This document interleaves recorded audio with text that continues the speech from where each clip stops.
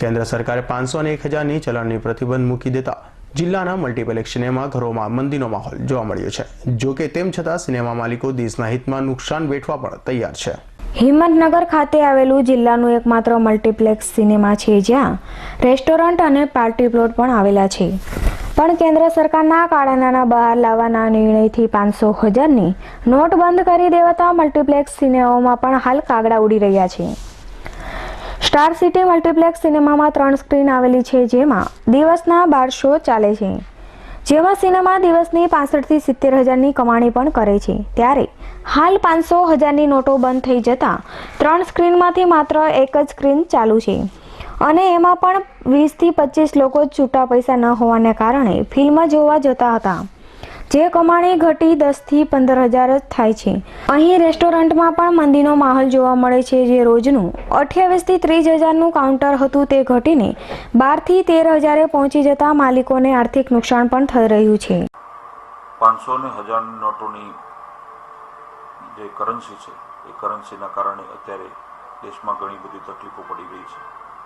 ધંધાઓમાં નુકસાન જઈ રહ્યું છે। ધંધાઓ અને અર્થતંત્ર અત્યારે ખોળવાયેલું દેખાય છે, પણ આ જે પગલું લીધેલું છે એ પગલું સરાહનાભર્યું છે। આજે અમારા મલ્ટીપ્લેક્સ થિયેટરોમાં રોજે રોજ જે પ્રેક્ષકો આવતા હતા, અને ત્યારબાદ અમારી પાસે જે બેન્કેટ હોલ છે, પાર્ટી પ્લોટ છે, રેસિડેન્સી રૂમ છે, રેસ્ટોરન્ટ છે, એ બધામાં જે ધંધાનું પ્રમાણ છે એ 30% થઈ ગયું છે। નુકસાન ચોક્કસ જઈ રહ્યું છે, પણ એ નુકસાન દેશના હિત માટે કદાચ નુકસાન ભોગવવું પડશે તો અમારી તૈયારી છે।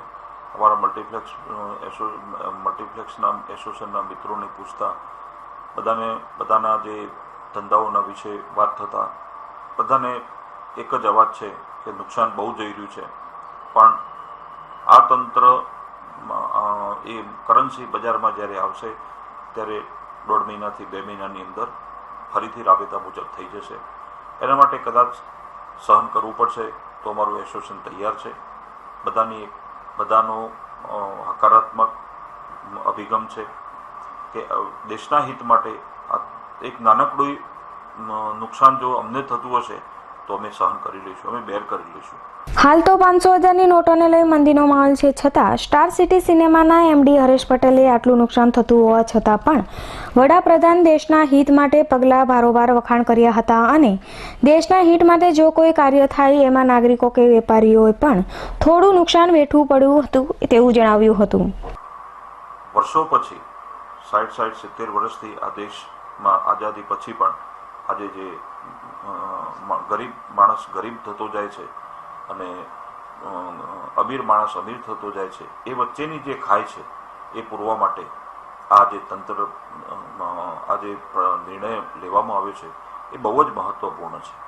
અને મારી દૃષ્ટિએ આ દરેક નાગરિકની ફરજ થાય છે કે આ જે અત્યારે થઈ રહેલું જે નુકસાન છે, પડતી રહેલી જે તકલીફો છે કરન્સી ન હોવાના કારણે, એ તકલીફ સહન કર્યા પછી આપણો દેશ, આપણું તંત્ર, દેશનું તંત્ર રાબેતા મુજબ થશે।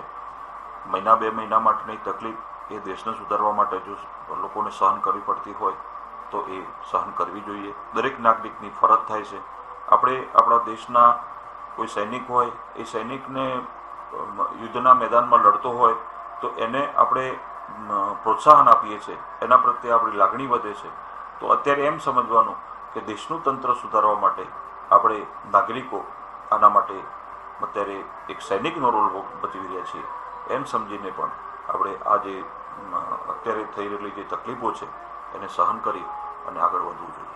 ભલે વિરોધ પક્ષ 500,000ની નોટો બાબતે રાજકારણ ખેલતા હોય, પણ ગુજરાત મલ્ટીપ્લેક્સ સિનેમાના માલિકો રોજનું લાખો રૂપિયાનું નુકસાન થતું હોવા છતાં પણ દેશના હિત માટે કેન્દ્ર સરકારના પગલાં વધાવી રહ્યા છે।